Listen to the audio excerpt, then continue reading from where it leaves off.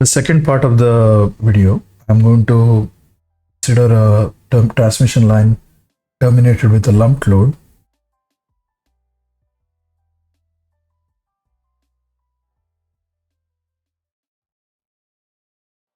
So in the part 1, we saw that the voltage and current on the line can be given in terms of forward and backward traveling waves. And especially for the case of a lossless line, they take the following form as shown here. Now, because this is a sum of forward and backward traveling waves, we know that two waves interfere with each other, it results in standing waves. Now, specifically, if I have V plus and V minus, if they're equal, then I have a perfect standing wave. In most cases, however, the V plus and V minus are not same. So it results in a partial standing wave. A full standing wave does not carry any power, or a partial standing wave will carry power.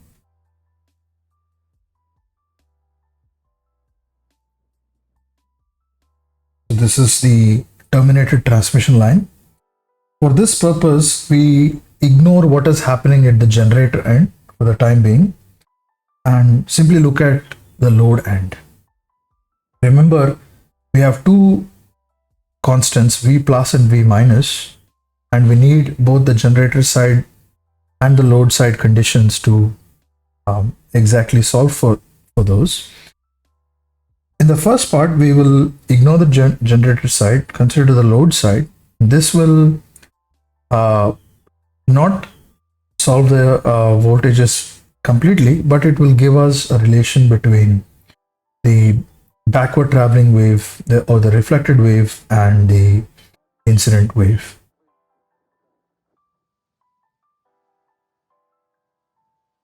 And so the first objective is to solve for the voltage on such a line and understand how the standing wave behaves.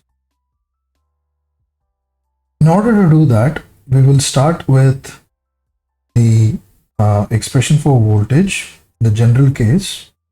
Then we move on to the lossless case, and we will do an coordinate transformation just to simplify the mathematics.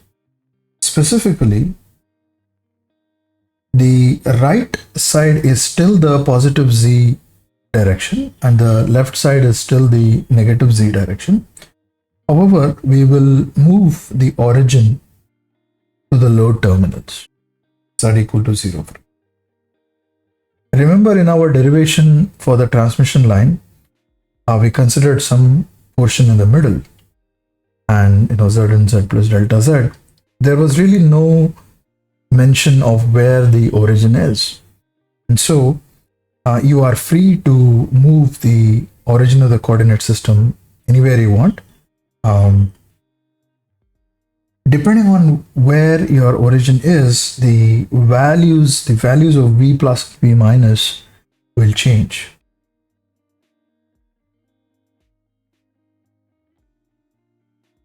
At a distance L behind the load, then the value of Z is going to be minus L, and substituting that into the equation gives us the voltage and the current in terms of L, which is the distance behind the line.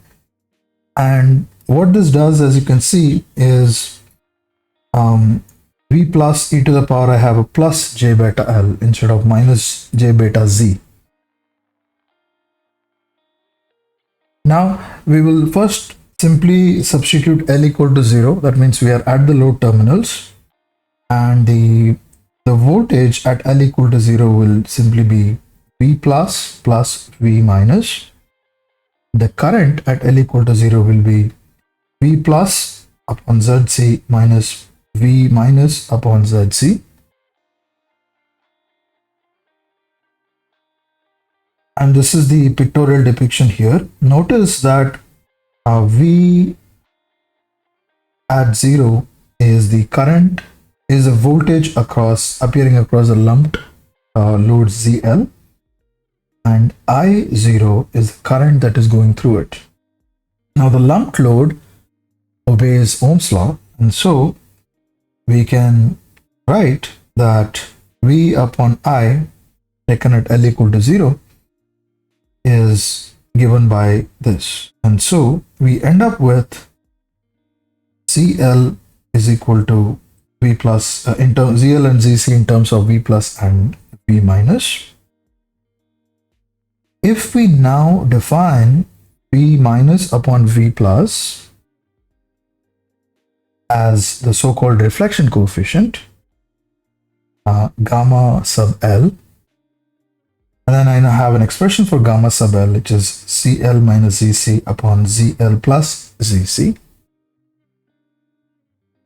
In general, in our expression here, we can define a reflection coefficient at any other point along the line. And at any other point along the line, so gamma can be defined. And gamma at L, for example, is given by V minus E minus J beta L upon V plus E to the power plus J beta. The gamma at the load terminal is given in terms of ZL and ZC by this expression. In general, gamma L is a complex number and it has a expression polar form. It is simply absolute value of gamma L e to the power j angle of gamma. And at any other point, like I suggested, we can also define gamma L, and it will be expressed now in terms of gamma at the load terminal and the length at which you are defining this. So gamma L is given by gamma at L is given by gamma sub L e to the power minus j2 beta L. The quantity beta L that appears here has the units of an angle, and it is also called the electrical length. Beta is 2 pi by lambda, so beta into L generally gives you the length in terms of wavelength. So,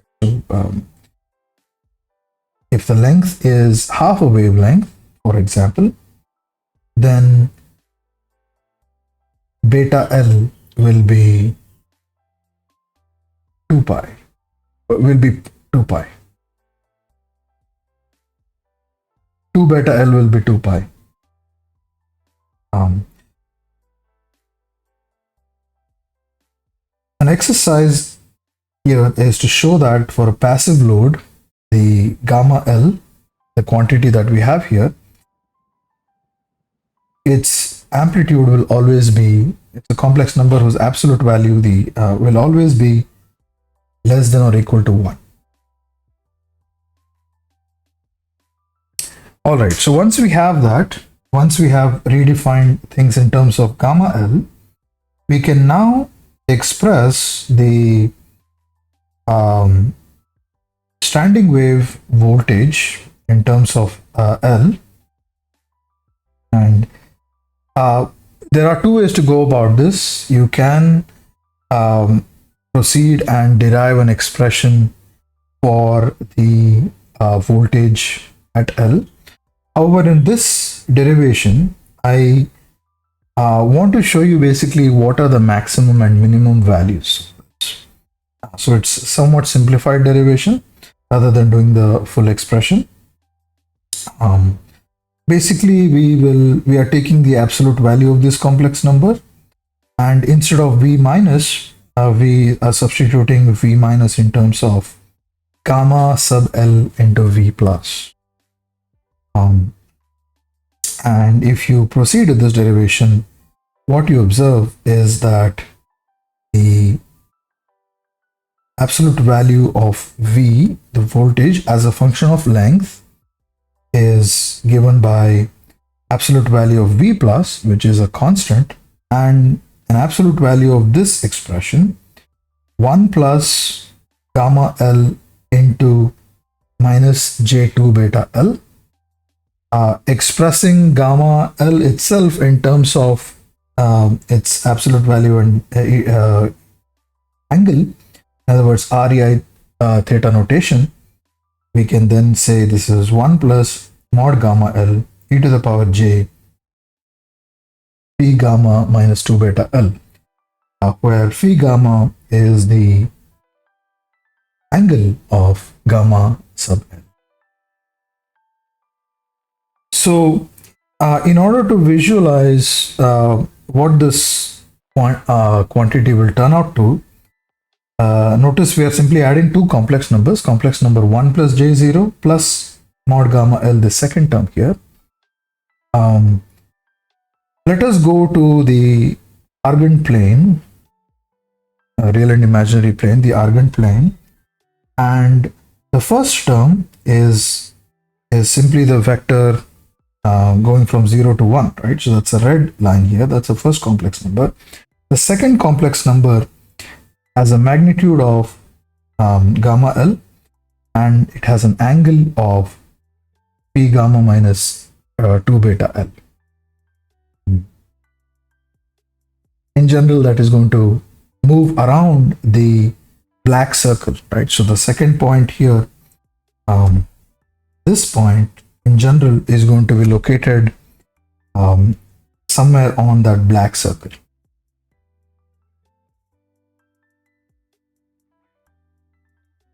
Now, the triangle formed by the red, black, and the blue sides must obey certain relations and certain inequalities. Specifically, the third side of a triangle must not be longer than each of its sides. And thus, the maximum value that the third side, this triangle, red, blue, and black triangle, it can take is 1 plus mod gamma L. That's the maximum value it can take. And the minimum value it can take is 1 minus mod gamma L. So you see how the geometrical construction tells you what are the minimum and maximum values. The maximum values occur right here. The minimum values occur right here.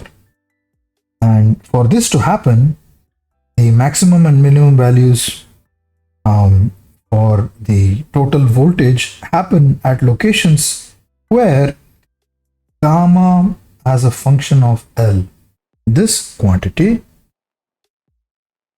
becomes real. If it becomes positive real, then we have a maxima. Becomes negative real, we have a minima. Now this is the expression for the voltage. However, if you remember, the expression for the current is similar except for the negative sign. Because of that, the same arguments that we have for the voltage wave can be repeated for the current wave, and except for the fact that you have going to have a minus term here instead of the plus. And there also the arguments will still remain the same. We still get a maximum value of 1 plus mod gamma for this particular term, and 1 minus mod gamma is the smallest term. However, because of that negative term, what happens is that wherever the voltage wave is maximum, the current wave is going to be a minimum, and vice versa. Simply because of this negative term. And these conclusions are independent of what is the exact load that you are using. So always the voltage wave maxima and the current wave maxima are aligned in such a way that the maxima for the voltage and the minima for the current are aligned. They happen at the same value of L. The minima for the voltage and the maxima for the current also happen at some point, someplace.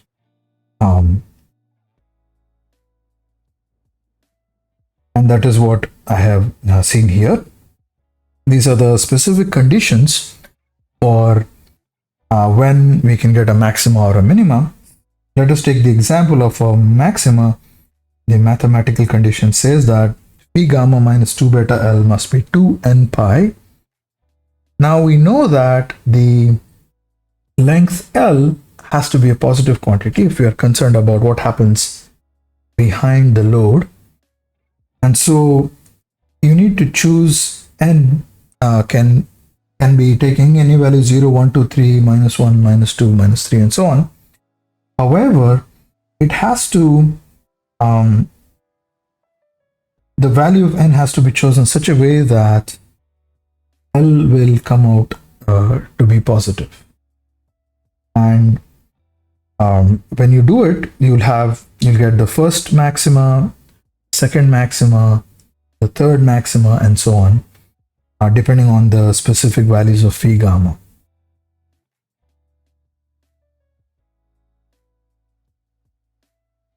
The other things we notice is that the maxima occur periodically with a period of beta L equal to the length equal to lambda by 2, which is beta L is equal to pi. The distance between maxima and minima in terms of length is lambda by 4. These conclusions do not depend on the choice of load. So they hold for all loads. The successive maxima are located at a distance of lambda by 2, and the successive minima are also located at a distance of lambda by 2, and the distance between two maxima, I'm going to have a minima exactly in the center. So the distance between a maxima and the next minima is going to be lambda by 4.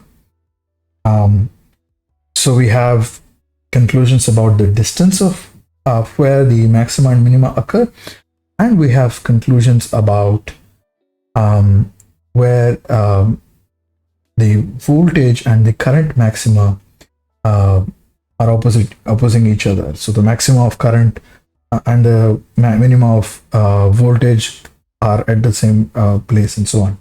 So these are very general conclusions that come about just by this particular analysis.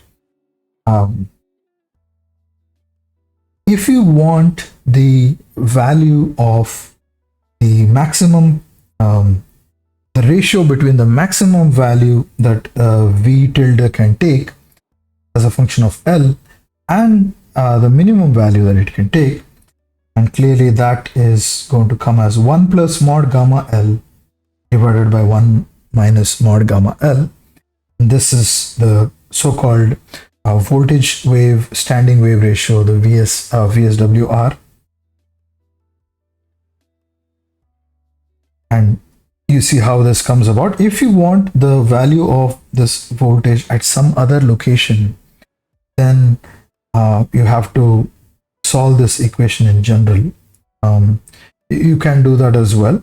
However, for the standing wave ratio, we only require what is the maximum value, what's the minimum value.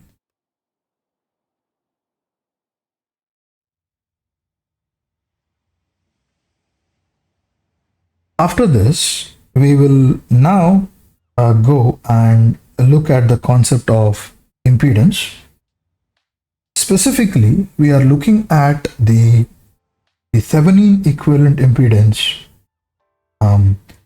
as seen at any point L behind the line. And that is clearly defined as whatever is the V tilde at that point divided by the I tilde at that point.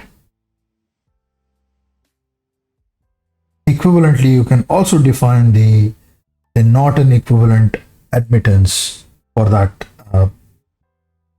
transmission line condition as well. So any load, any lump load followed by transmission line of length L, for example, that is our system. When we look into it, we can define the equivalent admittance or the equivalent impedance. First, we will start with the equivalent impedance.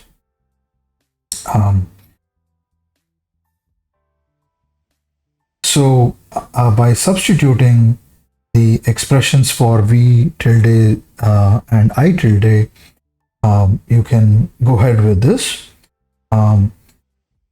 Basically, it once again involves the 1 plus gamma e to the power minus j beta to beta L, those kind of terms. And specifically, in order to express the equivalent impedance in terms of load and the characteristic impedance, we will have to substitute back the expression for gamma L, gamma sub L, as ZL minus ZC by ZL plus ZC. You can do that, and after some algebra that I show here, you can express it in terms of tan beta L. So Z in comes out to be equal to ZC into this lengthy expression ZL plus JZC tan beta L, and so on. So as you can see, Z, the input impedance, is at any location L is been expressed now in terms of the load impedance and the length of the line L. As an exercise, I suggest you to go ahead and substitute different load impedances into this equation to see what happens, and also to specifically short circuits, which is 0 plus J0. We have three different kinds of open circuit: 0 plus J infinity, infinity plus J0, infinity plus J infinity, and also the matched load. I have another video that I'm going to link up here, which has a Mathematica script, and if you use that script, you can visualize for any given load condition all these three quantities: the voltage wave, the current wave, current standing waves, as well as the impedance transformation for any load as a function of length. So do check that out and try these special cases and to get a feel for what is actually happening. You will have some surprises, especially considering, with simple loads, just with short circuit and so on. What we realize is that for open and short circuit, the equivalent impedance will always be reactive, and that it will go. It can also become an open circuit. For instance, a short circuited lumped load can be perceived as an open circuit, provided you have a given length of line, specifically lambda by 4 line will give you an open circuit even with a lumped short circuited load. So all this can be nicely seen in the script. Some other conclusions that we can see here is that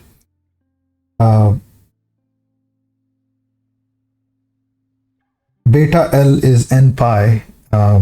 So for lengths that are separated by a lambda by 2, we get the same input impedance.